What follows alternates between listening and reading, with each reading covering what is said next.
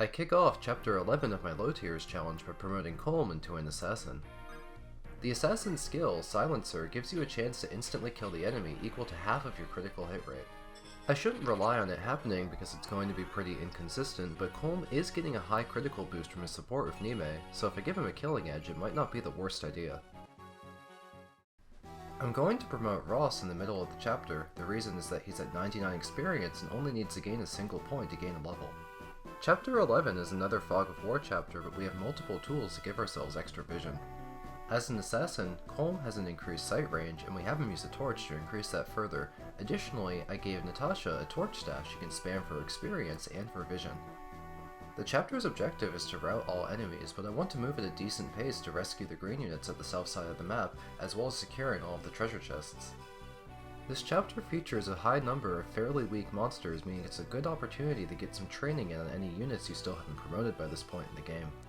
In a typical playthrough, I would use this chapter as an opportunity to put a lot of experience on Garrick, but we'll be training Amelia and Marisa as much as I can.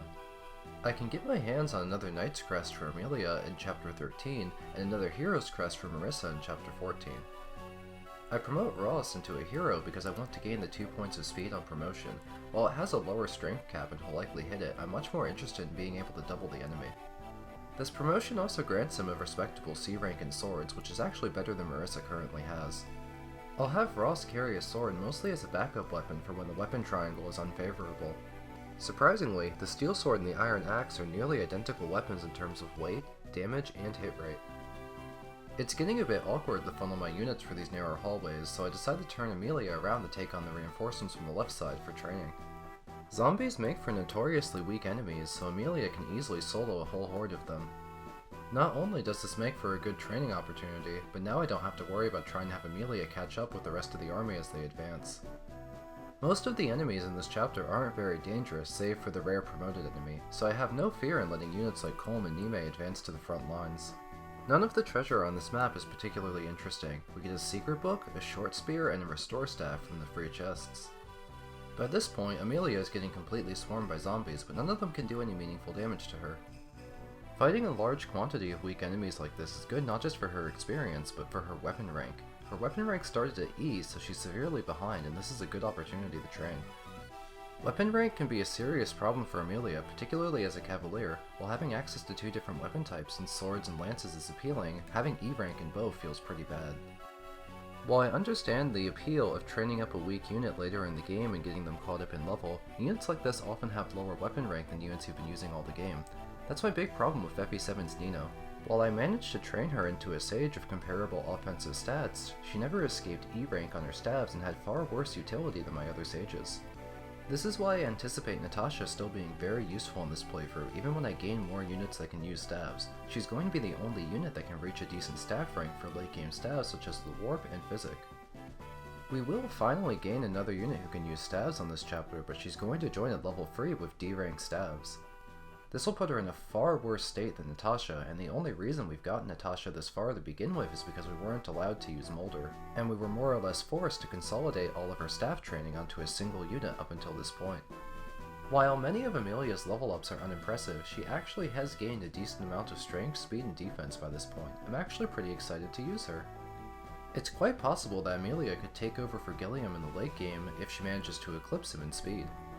While Gilliam has been absolutely core to my strategy since I got him due to his high defense, he eventually loses the ability to kill enemies in one round as late game enemies are generally too fast for him to double. While Colm still only has 9 strength, I want to congratulate him for putting in a surprising amount of work in this chapter. His support with Neimi is giving him just enough offensive power to punch through the enemies, and the 2 points of con he gained from promoting into an assassin has made it much easier for him to use a steel sword while retaining the ability to double the enemy.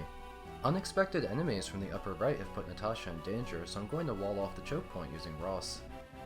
Having reached the south side of the map, we've more or less stabilized, and the remainder of the chapter will be mostly cleanup. While there is a boss in the lower left corner, we get to fight him in a choke point. I move Eirika to recruit my 2 new units on this turn, which means it's going to be time for some new unit reviews. La Rochelle is the 3rd unpromoted healer to join our army, but it's really late in the game for a low-level unpromoted staff unit to gain any sort of momentum and reach a usable level where they can do anything in combat. She's generally considered to be a very weak unit since the other staff options available in the game will be much further along by now. For comparison, I haven't even promoted Natasha by this point, who joined back in Chapter 5 and has only reached level 12.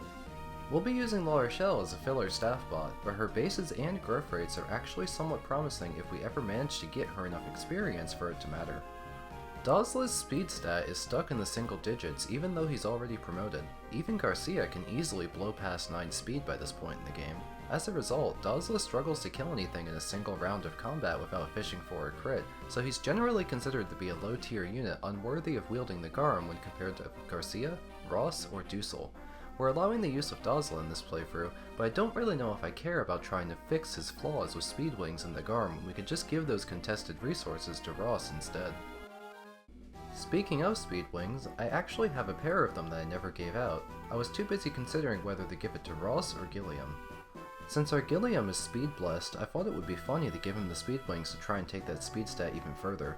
After further consideration though, I'm thinking Ross is a better candidate because we can get his offensive stats very high to blast out the endgame bosses with the Garm.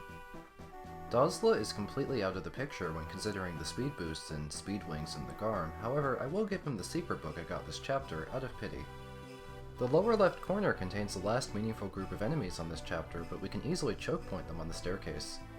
I continue to give Marisa kills when possible, but she's proving to be difficult to use, unlike Colm, who has support bonuses of Neimi to carry him. I can try and get a B rank support between Marisa and Colm to help them out a little bit, however, Marisa's support affinity, Ice, is rather poor. It doesn't give any offenses in terms of both raw power or critical rate. Neimi finally reaches A rank in bows. It's actually surprisingly difficult to train. I allow Gilliam to solo the boss for some experience, ending the chapter. Thank you for watching.